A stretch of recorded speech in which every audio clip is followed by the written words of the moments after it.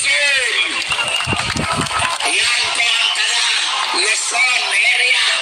Yan taga Tugigaraw, Region 1. Sabi niya, mag-resign ka na, taga ano siya. Kanya pag-resign na yung presidente yung taga Luzon. So ngayon, ang ating, ngayon, behave lang tayo, ha? Kumari, tatayo tayo lahat. Tatayo tayo para makita tayo ng helicopter na marami tayo. Kasi ina-assist na tayo. Kasi ang ating Sir, delivery driver. Putang ina, kailan kayo lalabas?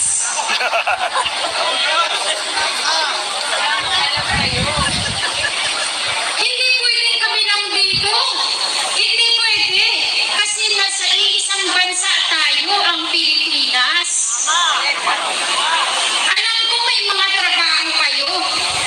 Pero kahit isang araw lang sa rest-day nyo, hindi ba kayo pwedeng mag-spend ng time dito sa amin at makisama?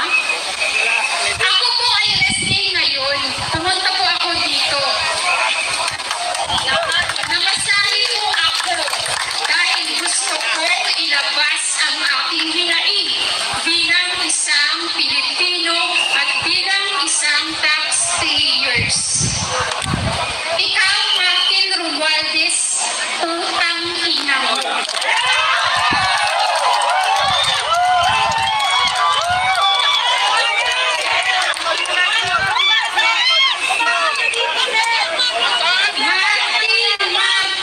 Martin Romualdez.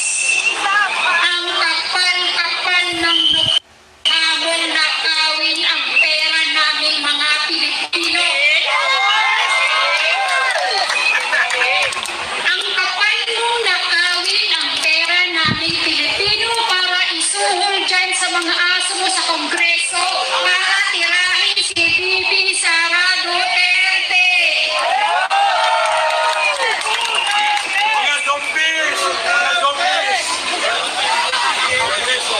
Ang ina ka, yung tax namin, sinusuhol mo dyan sa mga congressman na binubuhay sa kanilang mga daos na kabit na mga artista.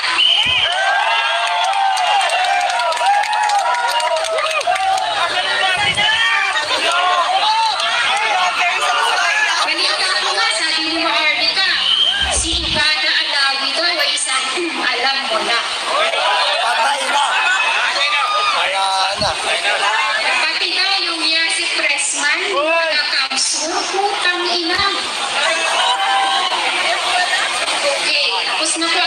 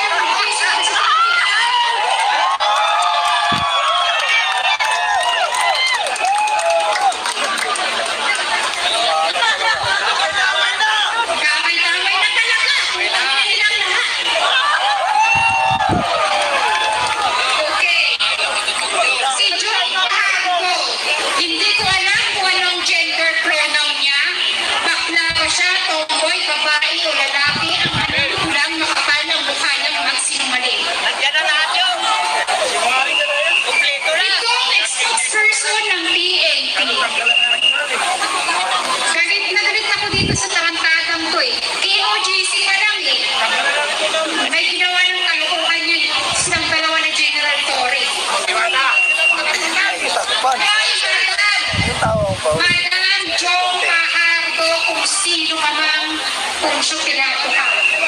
Yung estrella mo sa balikat, hindi mo deserve yan.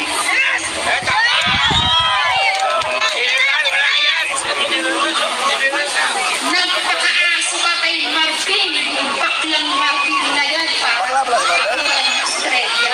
Nagpakaaso ka kay Marvin Marquez. Tapos naman ako ka.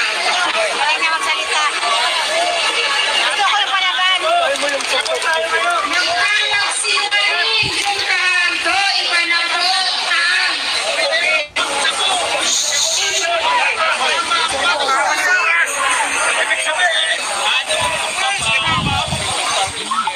Wag po, ganun na. Wag po. Pagbibintangan mo pa kaming bayaran, 200 pesos, pupunta kami dito. Ako pupunta dito para sa 200 pesos. Masinungaling kayo. May 400 pa raw. 400. 500. Italay namin yung vlogger yung yung kalpo. Baka yung pa yung inutusan yung mga mira dito sa amin. Ah, si ano? Si... Sakay ba yun? Doon tayo sa AFP. Tapos na ako sa mga polis na yan. Ano? AFP. Lalong-lalo na yung head nila na si Romeo Brownie. Hindi ko siya tatawaging browner kasi isa siyang brownie. Aw, aw, aw.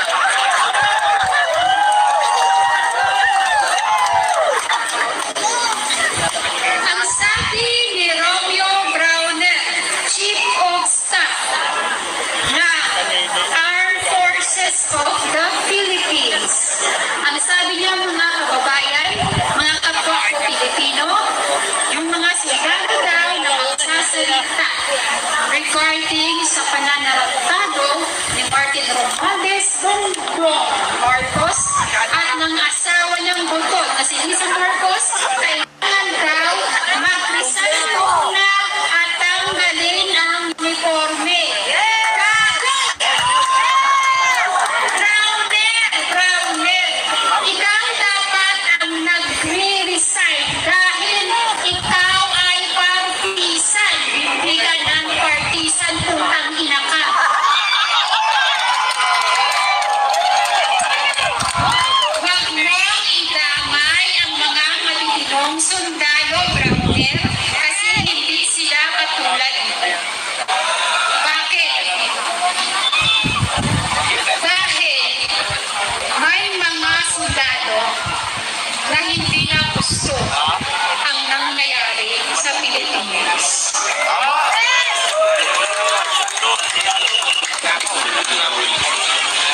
Sana kung ano ang ginain naming mga Pilipino, sana naman yung Browner, maisip ka naman, saan kami tatakbo?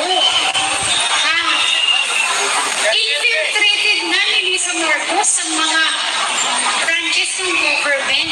Sabi nga ni Pangulong Duterte, di ba? Kung napanood mo yung press con niya.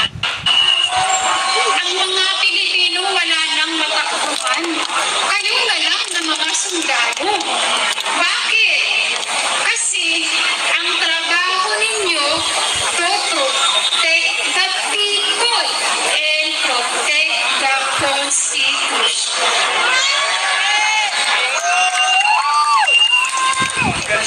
Mga kababayan, nung nag-press conference, si Pangulong Rodrigo Roa Duterte, meron po siyang tinanong sa mga pulis at sundalo. Ano ang tinanong niya? Ito po, mga kababayan.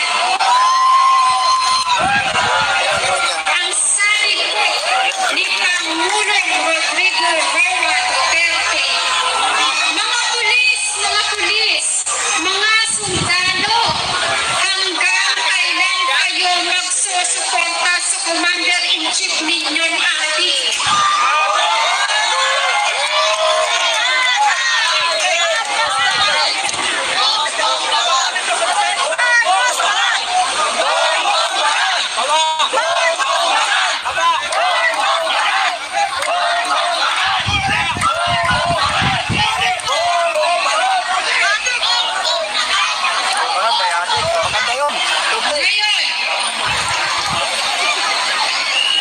Kami pong mga Duterte supporters, tumugon po sa panawagan ni Pangulong Duterte. Pumunta po kami sa Facebook page ng Armed Forces of the Philippines.